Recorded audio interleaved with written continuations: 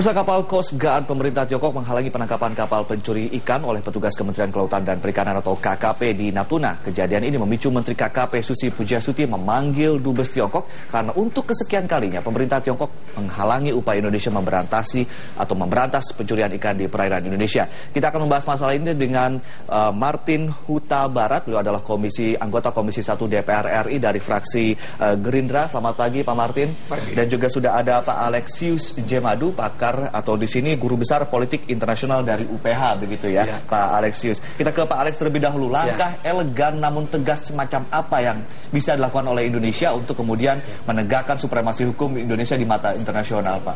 Ya, saya pikir langkah yang dilakukan oleh Menlu, Ibu Retno dan Ibu Susi sudah tepat ya. Kita memberikan ketegasan, pesan yang jelas kepada Tiongkok bahwa masalah kedaulatan wilayah laut kita itu tidak bisa dikompromikan. Itu kita harus sampaikan secara tegas kepada Tiongkok ya. Karena kalau kita memberi kesan kita lemah, dia akan mengulangi praktik yang sama dan itu tidak terlalu baik bagi wibawa Indonesia di ASEAN maupun di mata dunia. Oke, ada wacana katanya ini atau rekomendasi untuk dibawa ini ke Mahkamah Hukum Internasional. Ada setuju atau bagaimana? Ya, saya bisa mengerti kalau ada orang menyampaikan pesan itu. Tetapi mari kita menyelesaikan masalah ini secara proporsional. Nah, karena di satu pihak kita harus pahami konteks hubungan kita dengan Tiongkok dalam kerangka yang lebih luas. Ya. Tetapi tanpa mengurangi ketegasan kita untuk meyakinkan Tiongkok bahwa Anda tidak boleh melanggar kedaulatan kami. Karena ingat bahwa Indonesia itu adalah negara yang leading di ASEAN. Nah, hanya Indonesia yang bisa menjadi penengah di ASEAN. Karena 4 negara ASEAN yang lain itu adalah claimants. ASEAN ada 4. Vietnam, Filipina, Brunei Darussalam, Malaysia. Nah, Indonesia itu bukan claimant. Karena itu kita bisa mempunyai bargaining menjadi penengah di ASEAN. Nah, kita katakan kepada Tiongkok, look, Indonesia itu punya peran di ASEAN. Tapi kalau Anda ganggu kedaulatan kami, ini unacceptable. Kita tidak bisa terima. Anda harus menghormati kedaulatan kami supaya kami bisa berperan optimal dalam rangka menjaga stabilitas yang menjadi kebutuhan kita semua, termasuk Tiongkok juga. Jadi ke Mahkamah Hukum Internasional belum perlu atau bagaimana menurut Anda, Pak? Saya pikir jangan kita sampai ke sana dulu, tapi kita tetap tegas kepada Tiongkok untuk menghormati kedaulatan kita. Baik, kita ke Pak Martin. Pak Martin, ini juga DPR ada juga setelah menyuarakan kesepakatannya dengan setuju dengan ketegasan dari pemerintah Indonesia dan juga menyuarakan akan setuju membawa ini ke Mahkamah Hukum Internasional. Anda sendiri bagaimana menurut Anda? Saya kira DPR mendukung sikap tegas dari pemerintah, Menteri Luar Negeri dan Menteri Perikanan. Sebab bagaimanapun, seperti yang katakan Pak Alex tadi, kita harus berani membela dan menjaga keamanan wilayah laut kita. Dan sudah saatnya itu kita tegakkan sekarang setelah sekian lama kita abai. Sekarang ini kita tidak main-main dan tindakan tegas pemerintah Indonesia yang menangkap kapal nelayan tersebut itu harus kita dukung. Kalau misalnya negara Tiongkok bersikeras untuk mempersoalkan penangkapan kapal tersebut, membawa 8 orang awak kapalnya ke Indonesia, kita tidak ragu untuk membawa ini ke Mahkamah Internasional. Artinya harus ada tahapan-tahapan terlebih dahulu sebelum menuju ke sana, begitu Pak Martin. Tetapi kalau sekiranya Tiongkok bisa menerima bahwa tindakan ini adalah bagian daripada tanggung jawab kita yang memiliki kewenangan dalam wilayah perairan itu, saya kira kita bisa selesaikan sebagai negara yang sama-sama bekerja sama dengan baik. Nah, tapi yang jelas ini bukan yang pertama kali Tiongkok melakukan ini. Belakangan ini mereka itu berusaha agresif di dalam armada penangkapan ikan. Jadi kalau kita lihat di peta tadi, jauh sekali sebenarnya dari daratan Cina ke perbatasan wilayah laut dengan Natuna.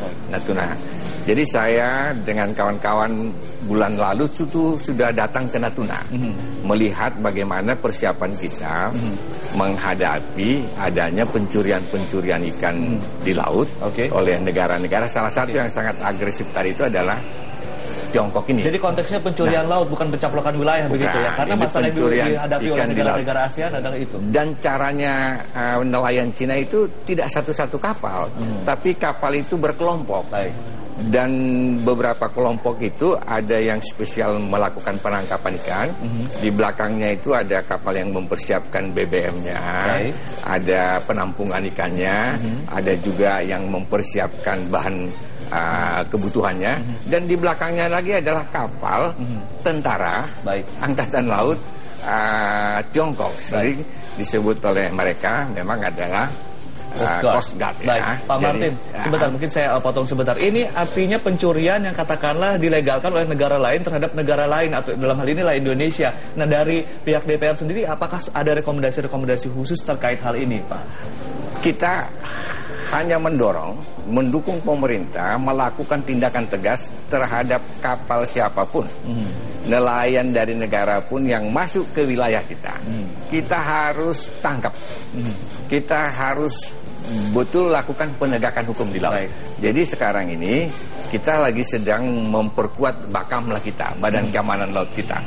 Nah, jadi nanti baru di belakangnya Angkatan Laut ya. Jangan. Tetapi dengan keberanian kita, maka kita sudah akan bisa menyelamatkan nelayan-nelayan kita. Ikan-ikan yang ada di laut kita itu jangan semena-mena dirampok oleh negara-negara lain. Sebab keuntungannya adalah pada mereka, bukan pada kita. Nah, saya lihat itu Tiongkok itu sangat jauh. Mereka masuk ke perbatasan wilayah kita jauh sekali, berapa ribu mil itu ya. Nah, karena mereka sangat agresif untuk melakukan penangkapan ikan, bahkan kalau perlu melanggar kepada wilayah perairan negara-negara lain. Termasuk ini yang kita alami sekarang ini. Kita ke Pak Alex. Pak Alex, kalau kita lihat kan memang Indonesia bersekuku bahwa memang mereka masuk ke zona ekonomi eksklusif kita. Tapi kemudian Tiongkok juga bersekuku, mereka masuk ke daerah traditional fishing. Apakah memang ada kerjasama agreement antara Indonesia dengan Tiongkok mengenai traditional fishing ini sehingga mereka dengan seenaknya masuk untuk ambil ikan? Ya, sejak yang saya tahu tidak ada perjanjian itu dengan Indonesia. Karena itu protes yang kita lakukan itu sangat tepat, appropriate, dan kita harus menunjukkan sikap ketegasan kepada pemerintah Tiongkok ini karena saya mengikuti terus perkembangan Laut Cina Selatan ini. Ada kecenderungan dari Tiongkok itu untuk menggunakan kekuatan militer, untuk menggunakan kekuatan koersif, untuk memaksa negara-negara lain itu ikut kemauan dia. Dan ini bagi Indonesia tidak bisa diterima. Karena nanti kalau Tiongkok begitu, itu akan merugikan Tiongkok sendiri, di mana tidak ada negara yang bersahabat dengan dia di sini, ya kan? Dia butuh supaya kepemimpinan di Asia ini diterima, termasuk oleh negara ASEAN. Legitimasi oleh ASEAN juga. Pak Alex, kemudian Tiongkok menyatakan tidak keberatan terhadap klaim Indonesia terhadap Natuna. Apakah arti dari tidak keberatan ini? Nanti kita akan sambung lagi setelah jeda yang satu ini. Pak Martin juga tetap bersama kami, dan pemirsa tetaplah bersama kami di Dialog Selamat Pagi Indonesia.